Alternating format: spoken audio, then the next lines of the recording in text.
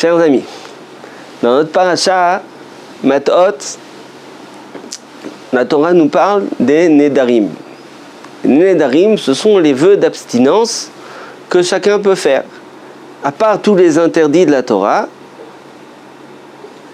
qui que ce soit peut décider de s'interdire le chocolat, la viande, les pommes, etc., etc. C'est un neder qu'il est obligé de respecter, et s'il ne le respecte pas, eh bien, il enfreint un interdit de la Torah. Il se trouve que dans toutes ces lois de Nedarim, il y a une loi intéressante qui concerne la femme mariée et la jeune fille jusqu'à l'âge de 12 ans et demi. Eh bien, la femme mariée, on va parler de la femme mariée, et si elle fait un vœu, eh bien, le mari, s'il entend le vœu, le jour où il entend le vœu, il peut casser le vœu. Il peut décider que le vœu, non, ça c'est pas un bon vœu pour toi.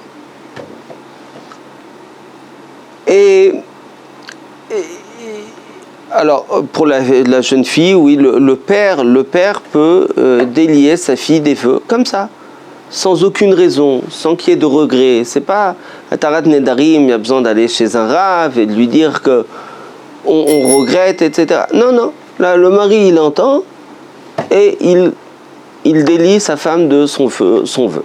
Afarat Nedarim, ça s'appelle. La Gemara, dans Nedarim, nous explique la logique de cette halakha.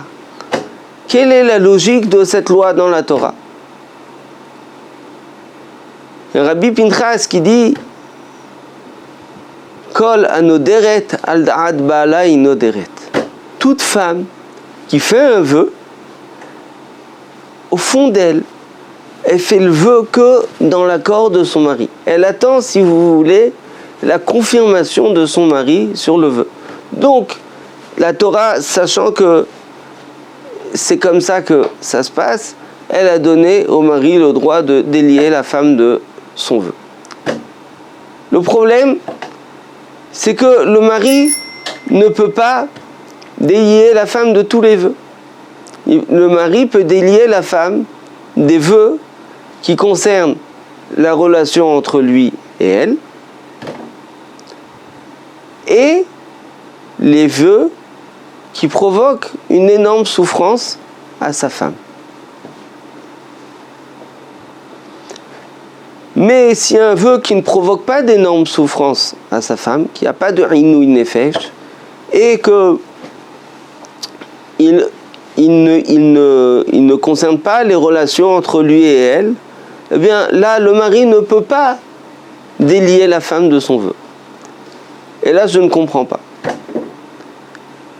Si on dit que la femme, elle fait le vœu que dans l'accord de son mari, eh bien, que le mari puisse la délier de tous les vœux.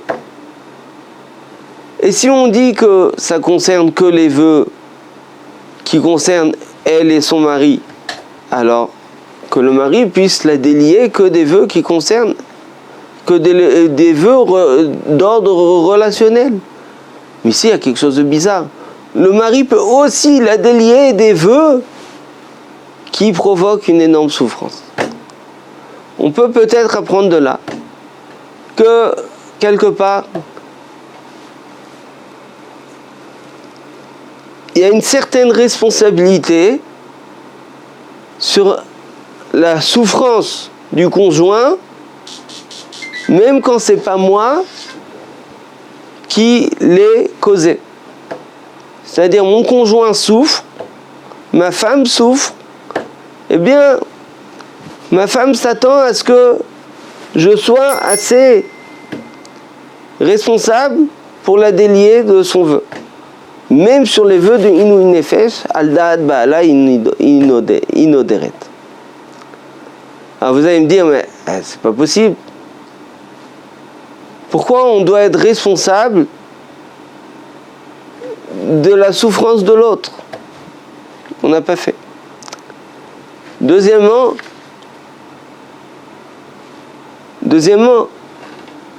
comment tu peux me demander à moi d'être responsable de la souffrance de l'autre? Tu crois que chez moi tout est rose? J'ai eu une journée de travail, j'ai eu mon patron, j'ai eu le collègue, j'ai eu les embouteillages. Et en plus j'ai faim. Et maintenant, madame vient, elle me raconte, etc., etc. Évidemment, ça peut aussi être le contraire. Comment veux-tu que maintenant j'ai un cœur? Comment veux-tu que j'ai de l'énergie, que j'ai assez d'énergie pour pouvoir dire, pour pouvoir être là avec elle et souffrir une deuxième fois par les problèmes qu'elle a eus? Beaucoup d'entre nous, se sentant incapables de réagir ou de supporter ses souffrances ou ses malheurs, écoutent d'une oreille, n'écoutent pas ou disent « ça, halas, j'ai entendu, c'est bon, pas maintenant, une autre fois ». Et l'autre fois, elle arrive, jusqu'à qu'une fois, il arrive quelque chose qui... Bon. Alors, qu'est-ce qu'on fait? Eh bien, il y a quelque chose qui peut nous aider à pouvoir soutenir notre conjoint, même sans tomber avec lui. Ça s'appelle l'empathie. C'est quoi l'empathie? L'empathie, ça veut dire être avec le conjoint sans être happé. Ça veut dire ne pas être happé par la souffrance du conjoint, sans non plus être indifférent.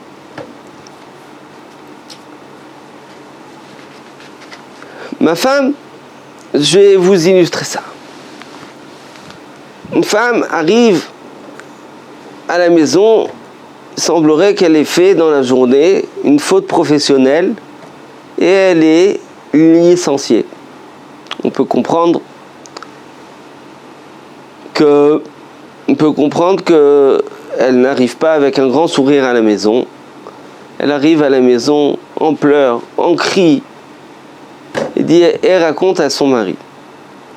Maintenant, là, il peut y avoir 3 solutions. Première solution, le mari dit « Quoi? Il t'a licencié? Il a pas honte ?» Et là, le mari commence à pleurer avec sa femme ou à s'énerver. « Je vais lui couper la tête. On va... » à s'énerver, à crier, à s'énerver. Et tous les deux pleurent, s'énervent. Et finalement, qu'est-ce qui se passe? Le patron n'a pas réemployé cette madame. Et tout le monde est déçu et tout le monde pleure. Il y a une autre solution. Je suis désolé, mais c'est normal. Hein. Moi, si j'avais une employée qui avait fait une faute pareille, je l'aurais aussi licenciée. D'ailleurs, je t'ai toujours dit de ne pas faire ça.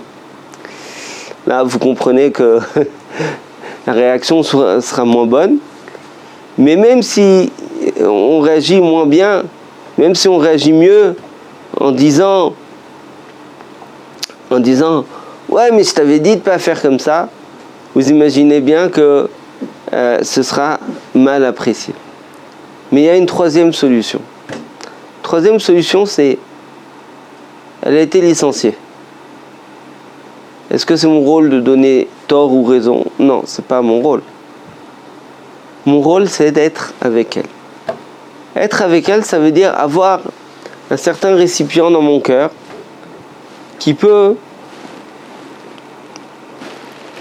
contenir l'information sans pour autant qu'elle me touche au point que je tombe avec elle. C'est-à-dire ma femme qui est maintenant en train de pleurer a besoin de moi qui soit solide. J'ai besoin d'être solide pour pouvoir l'aider dans cette démarche s'il y a quelque chose à faire. Donc ici, la meilleure des solutions, c'est « Waouh, tu as dû passer la pire journée de ta vie. Moi, à ta place, je me serais jeté par terre. Je ne sais pas comment tu fais, mais je suis avec toi. » Tout d'abord, vous êtes avec votre conjoint.